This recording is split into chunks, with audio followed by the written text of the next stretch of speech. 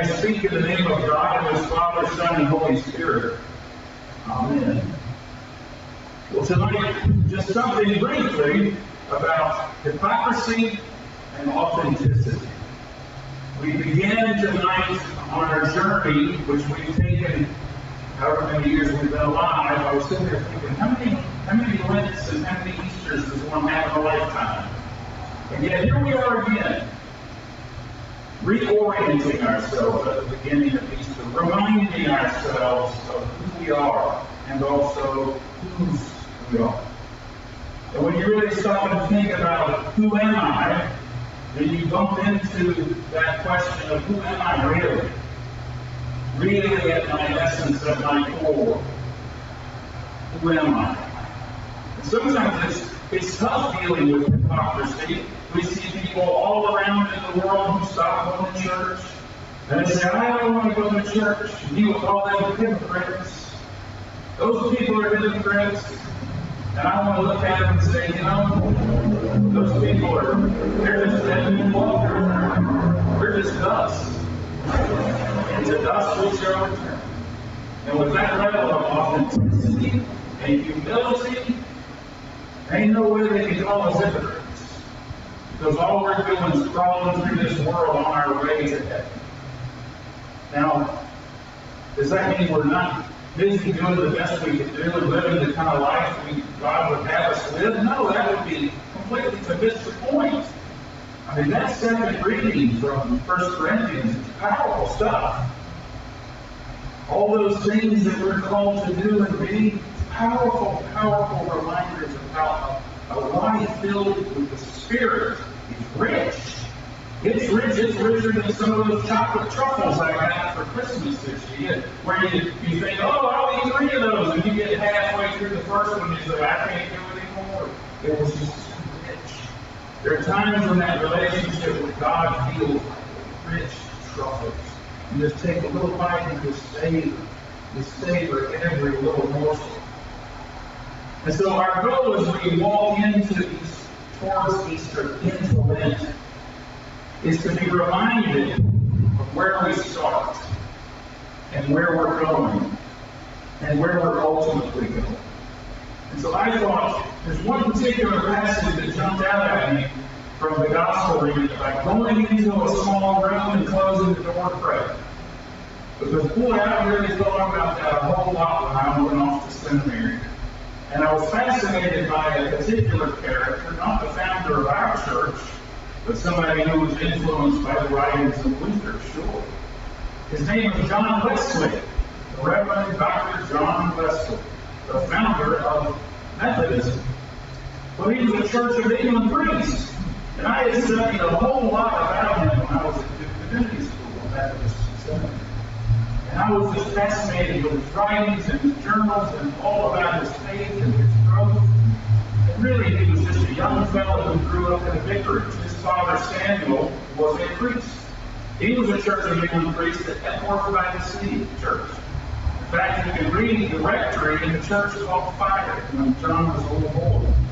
And his mother, Susanna, used to say that God spared him from the rectory fire for a reason. God had purpose for John. He jumped out of the second floor window and was saved. It's a great story. And she said, a brand plucked from the burning with the famous quote of John being saved. Well, of course, his brother Charles was a great hymn writer. Both of them priests. But as I finished my work at Duke, I wanted to know more about this character. Because I didn't agree with all of his theology, but I love his energy, his passion. And so I found myself in London. Because I wanted to go see a place called City Road Chapel. City Road Chapel is a fantastic early Methodist church in the heart of London.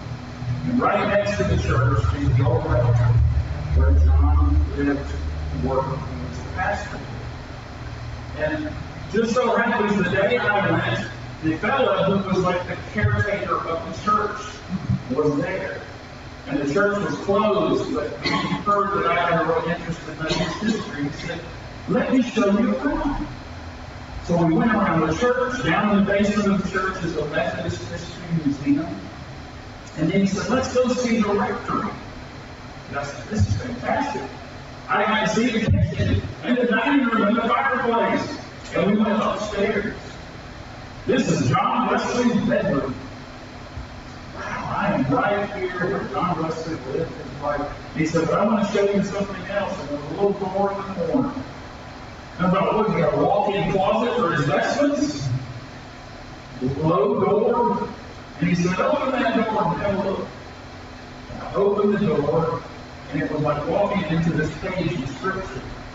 Go into your little room, and there it was, a mirror by a small window in the corner of this little closet, where John Wesley would rise most mornings around 4 a.m., and he would get on his knees on that mirror, read Scripture, and pray to God.